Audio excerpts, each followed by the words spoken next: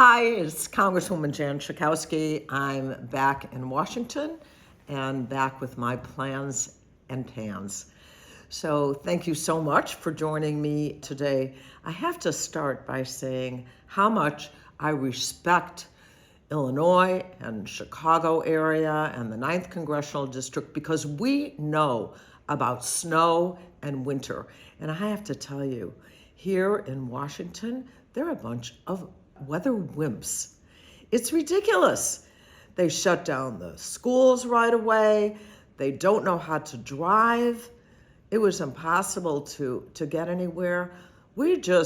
Our kids go to school, except for, horrible snowstorms. We know how to deal with the winter, not so much here in Washington.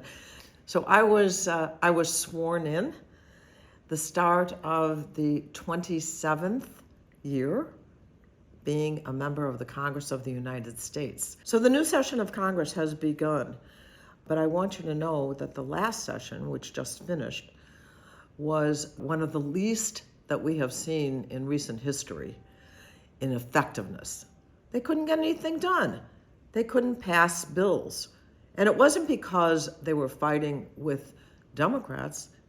They were fighting among themselves. The Republicans couldn't get it done. So we will see. Right now, in the House of Representatives, there are 215 Democrats and 219 Republicans. It is the most narrow margin in 100 years. When it's that narrow, we should be able to have a good deal of influence, the Democrats should, in the House of Representatives. And let's remember also that in 2 years, there is another election, the midterm elections. So we'll see how that goes. So with our power in the House of Representatives, we will do our best to make sure that the kinds of issues that will help everyday Americans are number one on the agenda. I think we've seen from what the president-to-be has said and what Elon Musk has already said, that the prioritizing is going to be for the wealthiest Americans. We also saw just this week that Mark Zuckerberg, who owns Meta, has decided it's not necessary anymore to do any fact check of what's on its platform. In other words, people can pretty much say what they want. It can be true, not true, dangerous, not dangerous. But he's clearly just giving all he can to the president that's coming on and just letting whatever he wants online to be said. That's not a good thing. So meantime, while they're not doing fact-checking and while they're prioritizing billionaires, what you're going to see a lot of members, hopefully in a bipartisan way, saying what we need to do is to stand up for a lot of Americans who are struggling to make ends meet. People need to see that their priorities, their families, their kids are number one. And we're going to be fighting as hard as we can to make sure that that is the case. And we're going to try and get some of the Republicans to join us in that.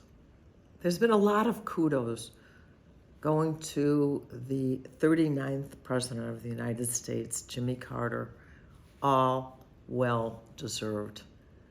He's really the only President of the United States who, after leaving the White House, continued for year after year till his death at age 100 to doing what he can to make life better for Americans and for people around the world. I called Jimmy Carter. I was a newish member of Congress, and he took this phone call.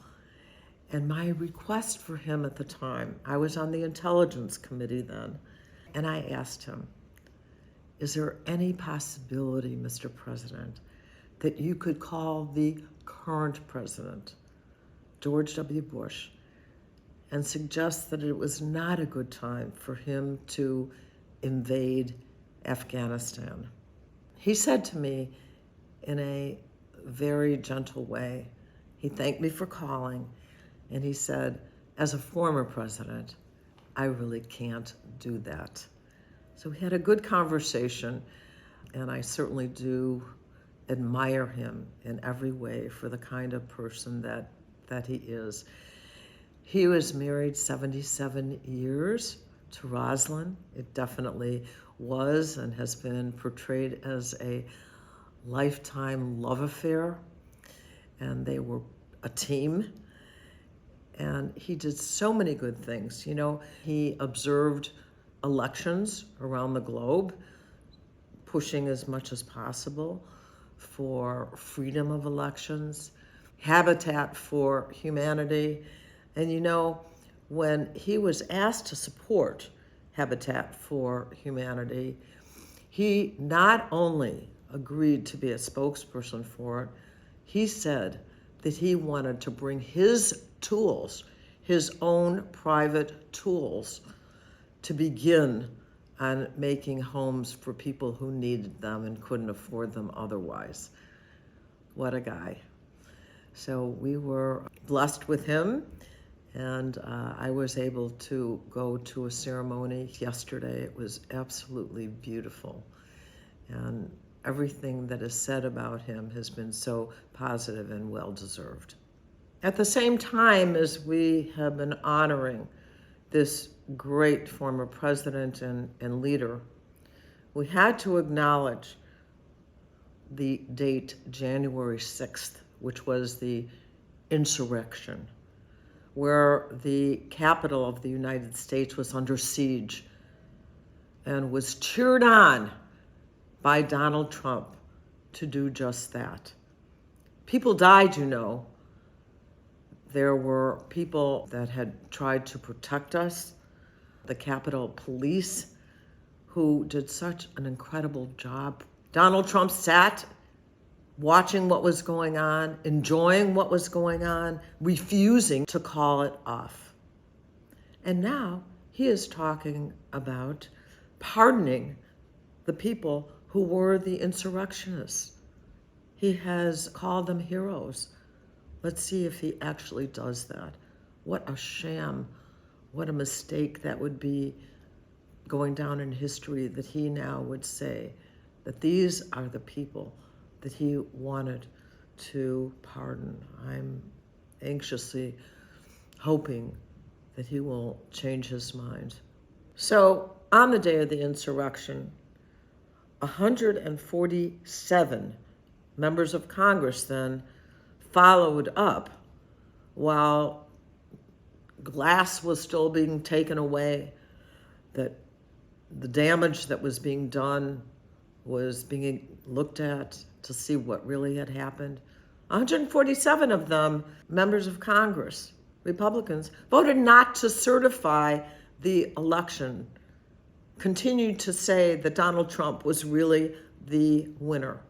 Contrast that what just happened this week, when without any kind of glitch at all of the Democrats voting to say that the election was fair and square, that Donald Trump was elected as president of the United States. This is what throughout history we have done, but not the Republicans the last time.